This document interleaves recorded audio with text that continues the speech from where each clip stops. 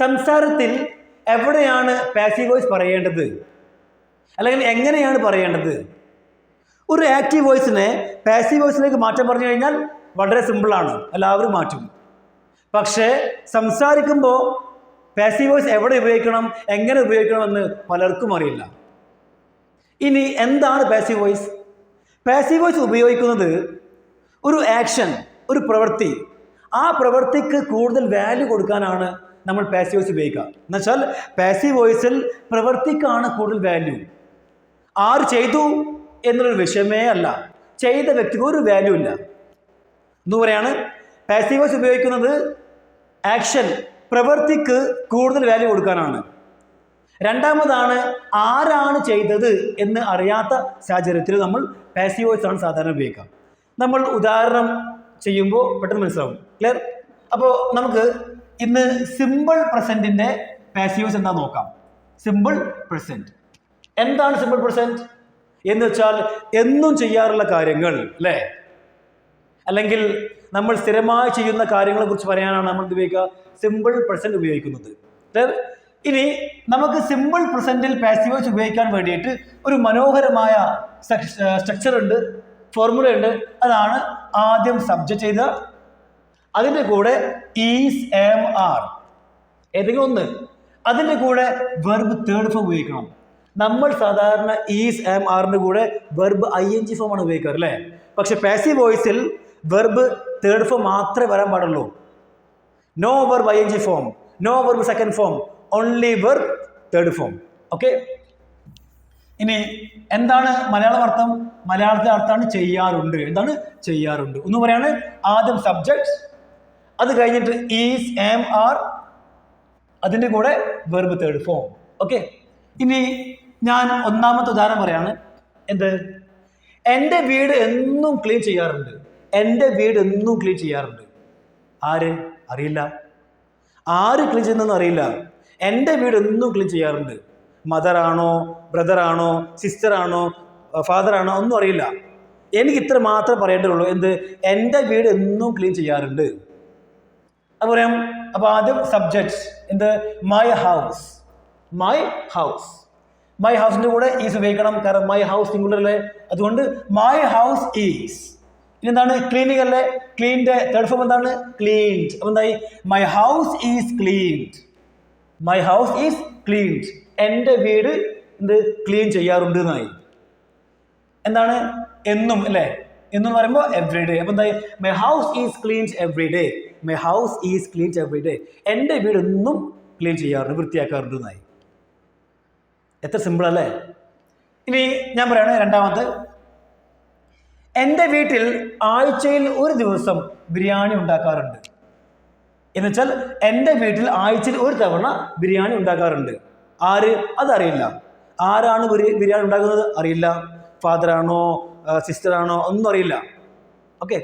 നമുക്ക് ഇത്ര മാത്രമേ പറയേണ്ടതുള്ളൂ. എൻ്റെ വീട്ടിൽ ആഴ്ചയിൽ ഒരു തവണ ബിരിയാണി ഉണ്ടാക്കാറുണ്ട് എന്ന് പറയുമ്പോൾ ആദ്യം സബ്ജക്റ്റ്. എന്താണ് സബ്ജക്റ്റ്? ബിരിയാണി. ബിരിയാണി നമുക്ക് കൗണ്ട് ചെയ്യാൻ കഴിയാത്തതുകൊണ്ട് സിംഗുലർ ആണ്. Biryani is, biryani is. ഉണ്ടാക്കുക, മെയ്ക്ക്. മെയ്ക്കിന്റെ തേർഡ് ഫോം എന്താണ്? Make, made. അപ്പം എന്തായി? ബിരിയാണി ഈസ് മെയ്ഡ്, ബിരിയാണി ഉണ്ടാക്കാറുണ്ട് എന്നായി. ബിരിയാണി ഉണ്ടാക്കാറുണ്ട്. എവിടെ? അറ്റ് മൈ ഹോം, എൻ്റെ വീട്ടിൽ ബിരിയാണി ഉണ്ടാക്കാറുണ്ട്. എപ്പോ? Once a week, once a week. അപ്പം എന്തായി? Biryani is made at my home once a week. എൻ്റെ വീട്ടിൽ ആഴ്ചയിൽ ഒരു തവണ ബിരിയാണി ഉണ്ടാക്കാറുണ്ട്. ക്ലിയർ? ഇനി മൂന്നാമതാണ്. അവൻ്റെ വീട്ടിൽ 2 മണിക്കാണ് ഉച്ചഭക്ഷണം വിളമ്പാറുള്ളത് എന്ന് പറഞ്ഞ് അവൻ്റെ വീട്ടിൽ 2 മണിക്കാണ് ഉച്ചഭക്ഷണം വിളമ്പാറുള്ളത്. അപ്പൊ ഉച്ചഭക്ഷണം എന്ന് പറയാ ലഞ്ച്. ലഞ്ച് സിംഗുലർ ആയതുകൊണ്ട് ഈസ് ഉപയോഗിക്കുന്നു. ലഞ്ച് ഈസ് വിളമ്പുക, സെർവ്ഡ് എന്ന് പറയാം. സെർവ്, സെർവിന് തേർഡ് ഫോം ആണ് സെർവ്ഡ്. എന്തായി? Lunch is served at 2 o'clock at his home. എന്താണ്? Lunch is served at 2 o'clock at his home. അവൻ്റെ വീട്ടിൽ 2 മണിക്കാണ് എന്ത്? ലഞ്ച് വിളമ്പാറുള്ളത്. ഇനി അടുത്ത സെന്റൻസ് ആണ്. എൻ്റെ വീട്ടിൽ രാവിലെ ബ്രേക്ക്ഫാസ്റ്റിന് ദോശയാണ് ഉണ്ടാക്കാറുള്ളത്. ആരുണ്ടാക്കുന്നു എന്നറിയില്ല. മദറാണോ, ബ്രദറാണോ, സിസ്റ്ററാണോ, ഫാദറാണോ ഒന്നും അറിയില്ല. നമുക്ക് ഇത്രേ പറയേണ്ടതുള്ളൂ. എന്ത്? എൻ്റെ വീട്ടിൽ ബ്രേക്ക്ഫാസ്റ്റിന് ദോശയാണ് ഉണ്ടാക്കാറുള്ളത്. അത്ര പറയേണ്ടല്ലോ രാവിലെ. ഓക്കെ, അപ്പോൾ ദോശ നമ്മുടെ സബ്ജക്റ്റാണ്. എന്ത്? ദോശ. ദോശ സിംഗുലർ ആയതുകൊണ്ട് എന്ത് ചെയ്യും? ഈസ് ചേർത്തു. ദോശ ഈസ്. ഉണ്ടാക്കുക മേക്ക് എന്ന് പറയാം. മേക്ക്. മേക്കിൻ്റെ തേർഡ് ഫോം ആണ് എന്ത്? മെയ്ഡ്. Dosa is made. ദോശ ഉണ്ടാക്കാറുണ്ട് എന്നായി. For breakfast. ബ്രേക്ക്ഫാസ്റ്റിന്. For breakfast. ഞാൻ പറയാണ് ലഞ്ചിന്. നമ്മൾ ഭക്ഷണത്തെ കുറിച്ച് പറയുമ്പോൾ നമ്മൾ ഫോറാണ് ഉപയോഗിക്കുക. Four breakfast. ഞാൻ പറയല്ലേ, ബ്രേക്ക്ഫാസ്റ്റിന് ഞാൻ ദോശയാണ് കഴിച്ചത്, അല്ലെങ്കിൽ ലഞ്ചിന് ഞാൻ ബിരിയാണിയാണ് കഴിച്ചത്. ഇങ്ങനെ നമ്മൾ ഭക്ഷണത്തെ കുറിച്ച് പറയുമ്പോൾ ബ്രേക്ക്ഫാസ്റ്റിന് മുന്നേ, ലഞ്ചിന് മുന്നേ, ഡിന്നറിന് മുന്നേ ഫോർ ചേർക്കണം. ഓക്കെ, അത് മറക്കരുത്. അപ്പം എന്തായി? Dosa is made for breakfast at my home in the morning. എന്താ പറഞ്ഞ്? Dosa is made for breakfast at my home in the morning. രാവിലെ എൻ്റെ വീട്ടിൽ ബ്രേക്ക്ഫാസ്റ്റിന് ദോശയാണ് ഉണ്ടാക്കാറുള്ളതെന്നായി. ഇനി അടുത്താണ്, എല്ലാ ദിവസവും ആ കടയിൽ നൂറുകണക്കിന് പുസ്തകങ്ങൾ വിൽക്കാറുണ്ട്. എന്താണ്? എല്ലാ ദിവസവും ആ കടയിൽ നൂറുകണക്കിന് പുസ്തകങ്ങൾ വിറ്റൊഴിവാക്കാറുണ്ട് എന്നായി. അത് പറയാം. അപ്പോൾ ആരാണ് വിറ്റൊഴിവാക്കാറെന്നും ഇവിടെ പറഞ്ഞിട്ടില്ല. അതുകൊണ്ട് പറയാം, നൂറുകണക്കിന് പുസ്തകങ്ങൾ, ഹൺഡ്രഡ്സ് ഓഫ് ബുക്സ്. ഇതാണ് നമ്മുടെ സബ്ജക്റ്റ്. എന്താണ്? Hundreds of books. Clear? Hundreds of books plural form ആയതുകൊണ്ട് നമ്മൾ ഈ സെല്ല് ഉപയോഗിക്കേണ്ടത് എന്താണ്? ആറാണ് ഉപയോഗിക്കേണ്ടത്. Okay, are. അപ്പം എന്തായി? Hundreds of books are. ഇനി വിൽക്കുക സെൽ. സെൽ എന്ന് പറയുന്ന വെർബിന്റെ തേർഡ് ഫോം ആണ് സോൾഡ്. അപ്പം എന്തായി? Hundreds of books are sold. നൂറുകണക്കിന് പുസ്തകങ്ങൾ വിറ്റൊഴിവാക്കാറുണ്ട്, അല്ലെങ്കിൽ വിൽക്കാറുണ്ട്. എവിടെ? In that shop. ആ ഷോപ്പിൽ. In that shop. ആ ഷോപ്പിൽ. Every day. എല്ലാ ദിവസവും.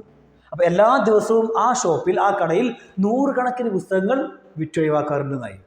Okay, passive voice. കണ്ടോ? ഇവിടെ ആരാണ് വിൽക്കാറുള്ളത് എന്നും നമുക്കറിയില്ല.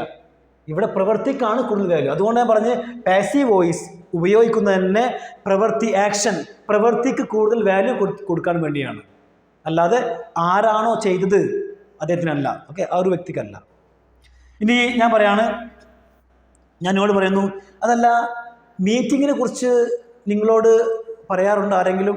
അപ്പോൾ നിങ്ങൾ പറയണം, ആ മീറ്റിങ്ങിനെ കുറിച്ച് എന്നോട് പറയാറുണ്ട്. മീറ്റിങ്ങിനെ കുറിച്ച് എന്നോട് പറയാറുണ്ട്. ആര്? ആ അറിയില്ല. മീറ്റിങ്ങിനെ കുറിച്ച് എന്നോട് പറയാറുണ്ട്. ഓക്കെ ഓക്കെ, എന്നോട് പറയാറുണ്ട് മീറ്റിങ്ങിനെ കുറിച്ച്. അത്രേ ഉള്ളൂ. ഓക്കെ, അപ്പോൾ പറയാം.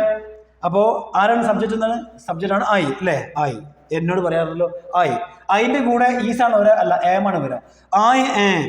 I am. ഇതിൻ്റെ കൂടെ വെർബ് തേർഡ് ഫോം ആണ്. സാധാരണ ഈസ്, ആം, ആറിൻ്റെ കൂടെ ING ഫോമാണ് വരിക.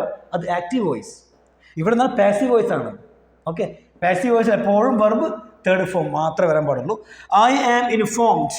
I am informed. Am informed. എന്നെ എന്താ അർത്ഥം വരിക? എന്നെ അറിയിക്കാറുണ്ട് എന്നായി. അപ്പം ഞാൻ പറയാണ് ഐ ഇൻഫോംഡ്. ഇതെന്നർത്ഥം ഐ ഇൻഫോം. ഇൻഫോംഡ് അല്ല, ഐ ഇൻഫോം. ഇതും സിമ്പിൾ പ്രസന്റ് ആണ്, ആക്റ്റീവ് വോയിസ്. I inform.